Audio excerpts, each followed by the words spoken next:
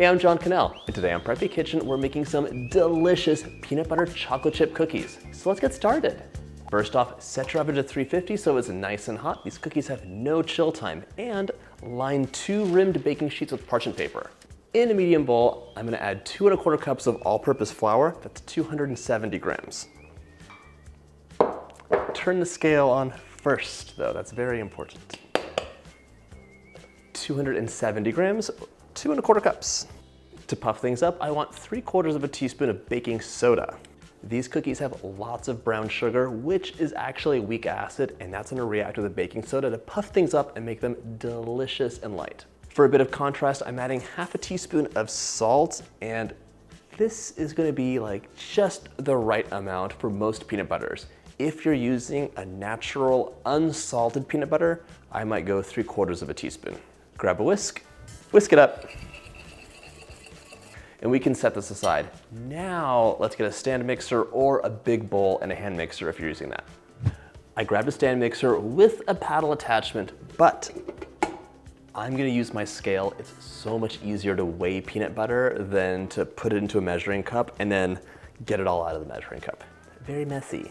Into the bowl of my mixer, I'm adding 1 cup or 226 grams of room temperature butter. And room temperature does not mean melty and like falling apart. I should be able to use my finger, press down, and with a little bit of force, make an indent. It's not bulging, it's not gonna crack when I bend it, but it still has some stiffness to it. Butter temperature is very important. So now for the peanut butter, I want 1 1/2 cups or 260 grams. And you will notice that this is like a processed peanut butter, for lack of a better word. Has some delicious things added to it. And if you do not want to use it, I understand. If you're using a natural peanut butter, like the kind you mix up that's all oil on top, that's fine. Just mix it up really, really well. It has to have a really smooth consistency. This recipe was also devised for these types of peanut butter, the Jifs, the Skippies, etc. So if you're using the natural kind, especially with no salt, like I said earlier, add some more salt. 260 grams exactly. I can see your comment already. Could you use crunchy peanut butter? Yes, you could. And I highly endorse that, it'll be delicious. To this delicious concoction, I'm adding 3/4 of a cup or 165 grams of light brown sugar. And here's the deal. If you're using a measuring cup, you have to pack the sugar in, and brown sugar already tends to have lumps. So zero your scale out and sprinkle the sugar in if you're using a scale. If you're packing it in, pack it into your measuring cup, but then sprinkle it into the bowl so you don't have giant lumps. 165 grams. We're also adding 2/3 of a cup or 135 grams of granulated sugar. And you might be thinking, why are we using both white and brown sugar when brown sugar is clearly more delicious? It has to do with the cookie's spread. The cookies will just flatten out with all the extra moisture from the brown sugar. So in a lot of cookies, you see a combination. We're gonna use white sugar and brown sugar so they have the perfect shape and chew. If you're doing something like a cake or like a cookie bar, you could use more brown sugar. Now we're gonna pop this onto our mixer, fitted with a paddle attachment.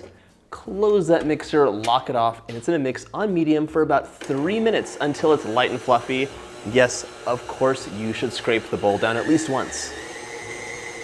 By the way, this slathered on toast, so good already. Okay. A few minutes later, if I look into the bowl, I see this beautiful light colored mixture, but you see like solid peanut butter. It's quite different. That's a light color over here. This is the original peanut butter mixture, so it's really changing color, but we need to get it all to be one single color. That's because we have not scraped the bowl down and it's not gonna mix all the way through. Grab your spatula and scrape it down so there's none of that dark peanut butter mixture left. All scraped down, we're gonna mix this for 1 more minute so it's nice, fluffy, and homogeneous. In the meantime, grab some room temperature eggs and crack them into a bowl so you know there are no shells because it's not that kind of a cookie. If I make these cookies with my kids, I always make sure to do this step because it's really difficult to not get a shell if you crack it directly into the mixing bowl. This is the final step. Yes, No shells on the bottom, it's good to go. This is mixed up, it's nice and fluffy, and now we're gonna add the eggs in one at a time, just letting them mix before adding the next one in. Add the second one in, and let this mix for about a minute. Yes, you do need to scrape the bowl down one more time. This time it's not a color issue, it's the consistency. On the inside, it'll be pretty soupy. On the outside, firmer, and that's not okay because you want every cookie to be exactly the same and have a wonderful shape, which only happens when everything is mixed properly. By the way, this smells so good. I wish you could be in this room smelling these right now and tasting them later with me. But it's like peanut butter amazingness at the moment. These cookies are great right now, but they'd be even better with 2 teaspoons of a nice vanilla. So add that in, let it mix for a moment, and then it's time to add the flour in. For the flour, we're gonna mix on the lowest speed because one thing that can go wrong in any baked goods is over mixing the flour. We want these to be melt in your mouth amazing and not at all tough, which would happen if you mixed up flour and activated the gluten. Just add it in gradually. Looking at the dry ingredients, I'm reminded you can add any spices that you love. Half a teaspoon of cinnamon, a little dash of cardamom, some nutmeg, allspice. Anything is gonna be a nice addition, even some chili powder. I let my mixer do most of the work, but I don't want it to do all the work. I'm gonna finish this off by hand. I'm actually okay with seeing a couple streaks of flour here and there because we have to add the chocolate chips in and any little stray bits will get mixed in completely then. My mixer is done, I'm doing the rest by hand, and the finishing touch for this cookie is 1.5 cups or 265 grams of chocolate chips. I'm using semi-sweet today, but you could use any chocolate you enjoy. It all works. I poured these all in, but I actually wanted to reserve a handful for the top, so I'm just gonna take some back, take back so loud, reserve those for later, and now I'm using a nice strong spatula to mix this up. Getting rid of any last little bits of flour that are not mixed in. I'm distributing all the chocolate chips evenly so everyone has an equally wonderful cookie. Okay, this looks great. Time to grab your 2 lined baking sheets and a 2 tablespoon scooper, or a spoon if you're using that. By the way, I love using these really thick lined baking sheets. They're heavy, they transfer the heat evenly. And if you use a regular flat baking sheet, the edges can get a little bit burnt, so it gives you a bit of insulation too. We want big 2 tablespoon sized lumps of cookie dough. You could plop those right out onto your paper. Just give them about 2 inches of spread. So scoop that out, leave some space in between.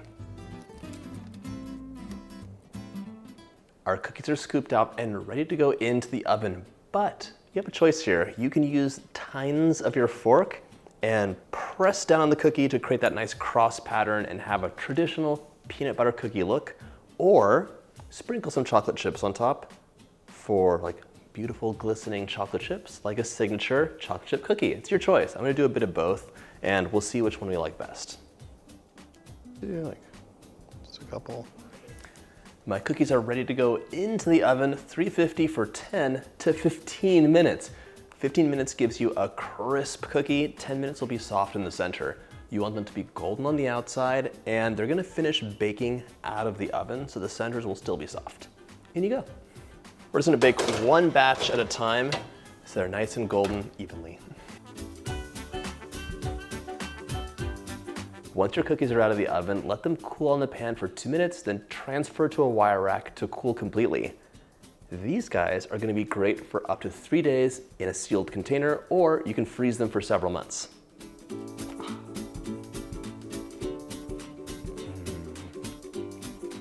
These cookies are so dreamy, full of peanut butter chocolate flavor, crisp on the outside, nice and soft on the inside, and just plain delicious. I hope you get a chance to make this recipe, and if you like this video, check out my cookie playlist.